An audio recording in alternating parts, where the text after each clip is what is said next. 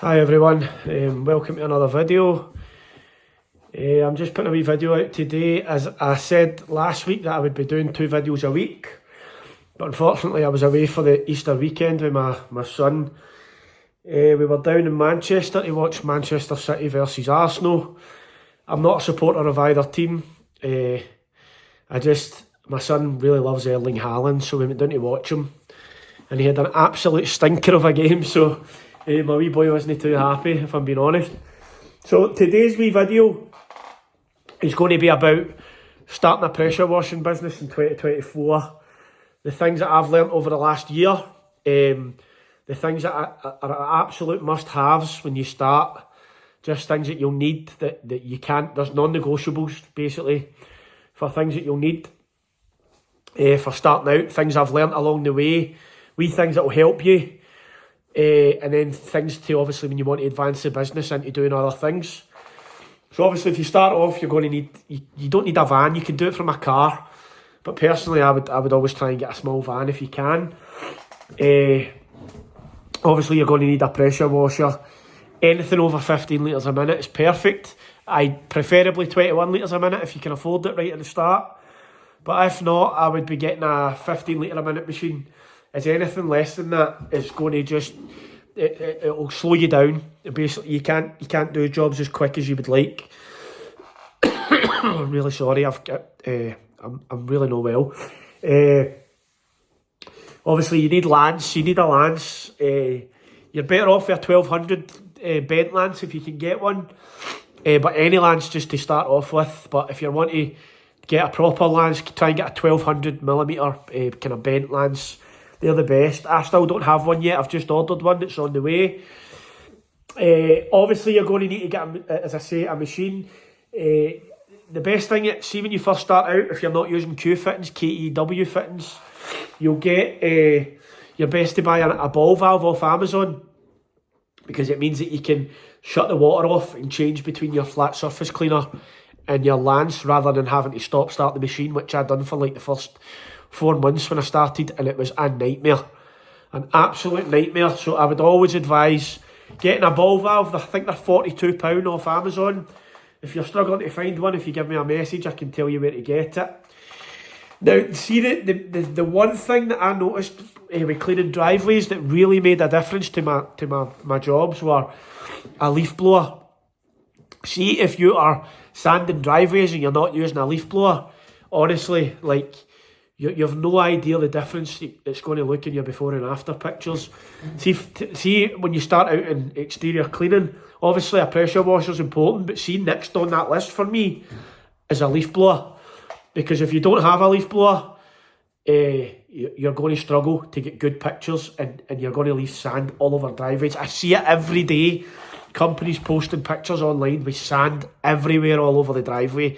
And I'm like, how could you post a picture like that? Like, I would be so embarrassed to do it, but these companies do it. It certainly wouldn't be me, so definitely get yourself a leaf blower. Do not get an electric battery operated one, as that's going to kill you. You need to get a petrol leaf blower. You'll definitely get great results using one of them.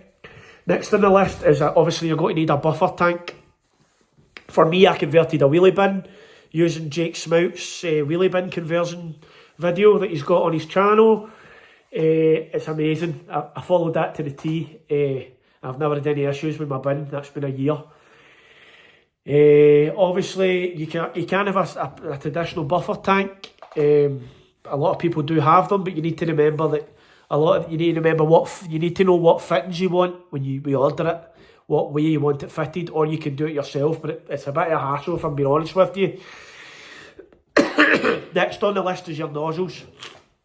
You're going to need a turbo nozzle, not a cheap Chinese one. You're going to need a proper turbo nozzle. So anything from Sutner or PA. I prefer PA if I'm being honest. A PA one is, I find them to be a lot better, but they do block. So you'll notice that when you've got a bit of grit that comes through your hose, it will go into the turbo nozzle and it will block it, and you'll get one singular jet. You can take these turbo nozzles apart. I'm actually going to do a video on how I done mine. So you can take the turbo nozzle apart, you take all the bits out, the jet, and you wash it all in soapy water. and it cleans it out, because you will hit a job where that will block and it will cause you an issue. So when you first buy them, they'll come and it'll be absolutely solid. Like, there's no way you're getting this open without a vice. So it's always good to try and have a vice in your van, even a portable one that you can attach to something. Because the only way that I could get my turbo nozzle open was with using a vice. And you'll get stuck if you're on a job and that gets blocked and you don't have a backup. So you're always best to have at least 2 turbo nozzles, so that if that does happen, you don't need to fix it straight away. Obviously, you need brushes and a Gorilla bucket. There's a great brush that they sell in B&Q. It's an orange Magnuson brush. It's £20, and it's unbelievable. It's an amazing, solid brush that's never let me down in the whole year that I've used it. Obviously, you need Gorilla buckets. I would always have a brush for sanding and a brush for cleaning your muck up and stuff. So try and buy 2 of them. Gorilla buckets to put your rubbish in, all your muck at the end. You need to buy chemicals, so hypo's a must. If you're cleaning driveways and patios and you're not using hypo, then you're not getting the right result for the customer and you're not getting the right result for yourself.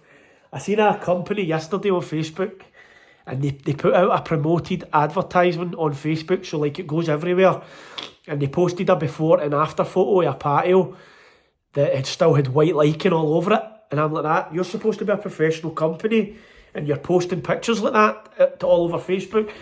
So you need to get chemical, because chemical will be the difference between a decent job and an unbelievable job. Chemicals will do the job for you. You don't need pressure.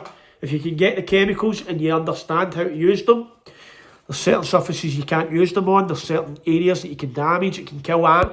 It can kill pond life. It can kill grass. It can kill. You need to be really careful when using certain chemicals. So it's important that you do a lot of your research when you're going to start using chemicals, because if you use hypo for talking sake on tarmac or limestone, it's going to cause you nothing but issues. It's going to cost you thousands of pounds to fix it. So you're best to always do your research when using hypo, biocides, brick acid, oxalic acid. There's loads of different chemicals that you can use to make your jobs night and day. So make sure that you're doing enough research on them. There's plenty of videos online of guys showing you how to use these chemicals. I always swear by, as I say it all the time, but Nick from Prestige External Cleaning is my go-to if I ever need anything. If I'm struggling with something, the guy's amazing. He's unbelievable at what he does. He's been doing it for over a decade. And he's really, really helpful. As I say, he's a lovely guy. So I can't thank him enough for how much he's helped me over the past year. I've had a few jobs where I've struggled and I've messaged him and he's helped me out. So it's all about learning, obviously learning on the job, but you don't want to be taking on jobs where you don't think you're capable of doing it and you cause issues for the customer. So that's about really all you need. You obviously need to get hose. Your hose can be, your best be 3/8 hose, in my opinion. 3/8 hose where you can either get a large quick release or a midi. I use the midi ones. I don't know why, I just prefer them. But your hose will be the most expensive, one of the most expensive things you'll need when you do the job. If you're needing it on a reel, sometimes it can be £500-600 just for a hose and the reel.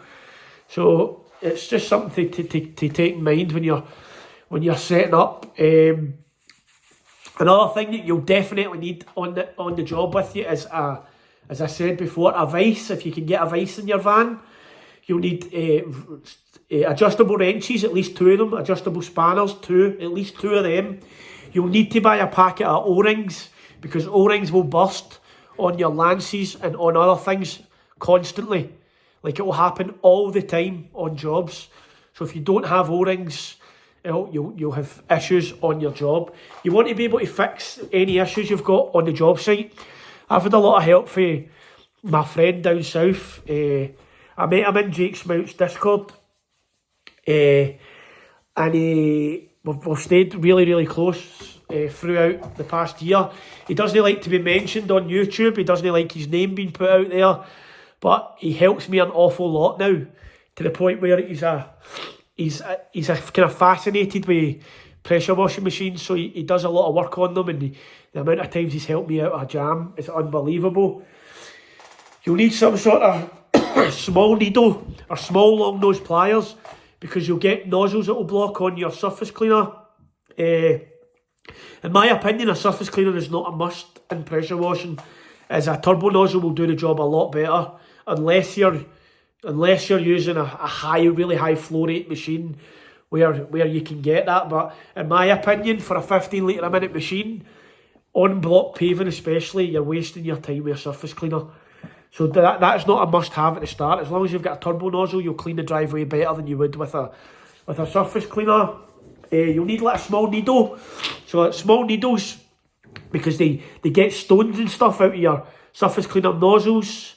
Any blockages you'll get in anything, like your turbo nozzle, you can pick them out.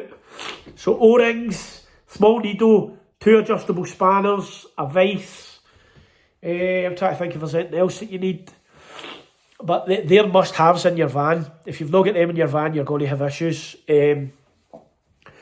So obviously, as you come up to the winter months, you're going to want to try and advance your business. Advancing your business is like buying a gutter vacuum, offering gutter services, gutter repairs, leak repairs, replacing parts of gutters. This is all services that I offer now. You can buy all the parts for most gutters in B&Q. They're really cheap, like £2 for a union or anything. So it's something that you can advance onto your customer to offer them. It's basically upselling for anything they need done, because you'll clean gutters out, and then what will happen is once all the mess is out the gutters, you'll get leaks because the blockage is away. So you can offer to replace that at a cost for the customer. And then if you're going to advance onto roof cleaning, which in my opinion is the hardest part of all external cleaning, it's the one that you've got the most risk doing. It's the one that you'll have the most fight with customers. And but what I mean when I say that is, if you look anywhere online, right, anywhere, it doesn't matter what you Google, it'll say you shouldn't pressure wash a roof. But all this stuff is put out there by roofing companies who would rather people pay 15k for a new roof than £1,000 to get their roof cleaned. Now, there are roofs you don't clean. There's certain roofs that you don't clean, age a roof, etc, etc.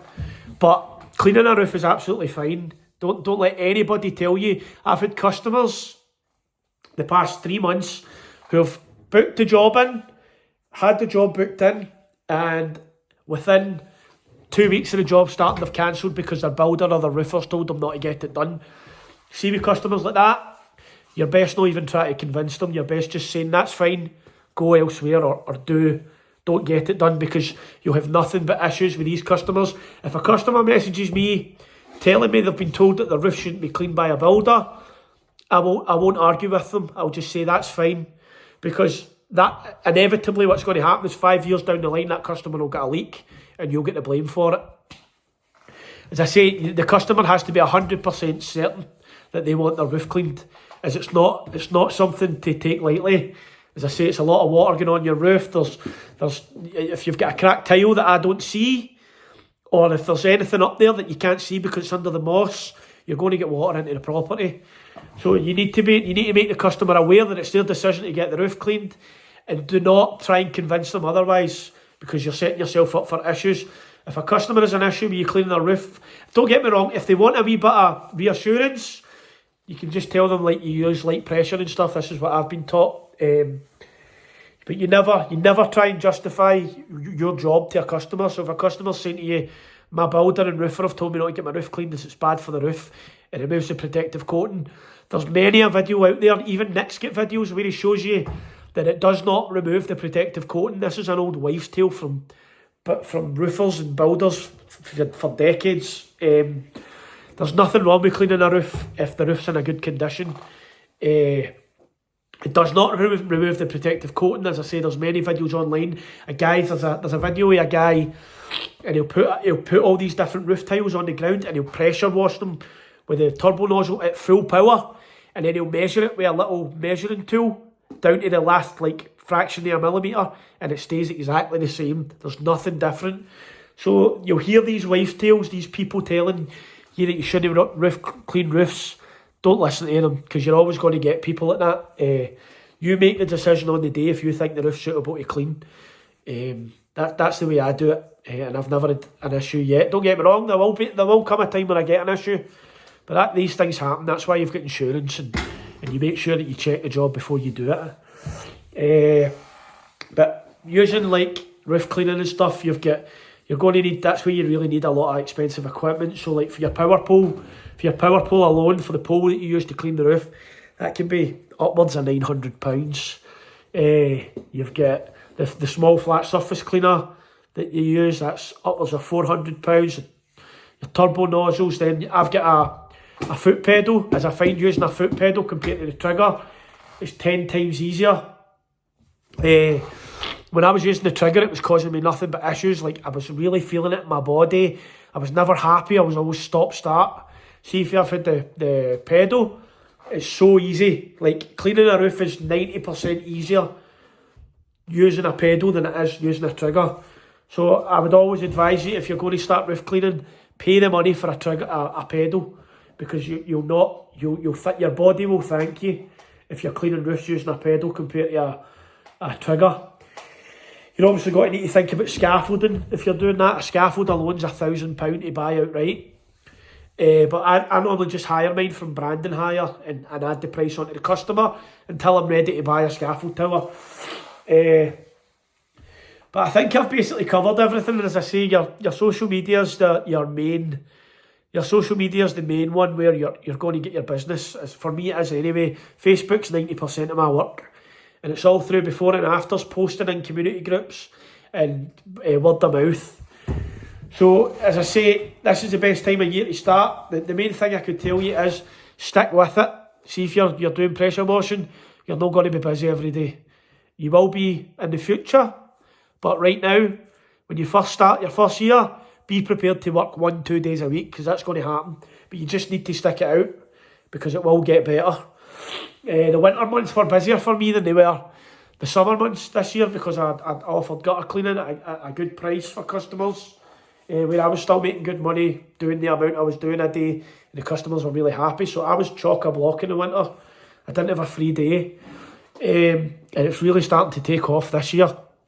I don't know what's happened, but I'm fully booked to the middle of May now.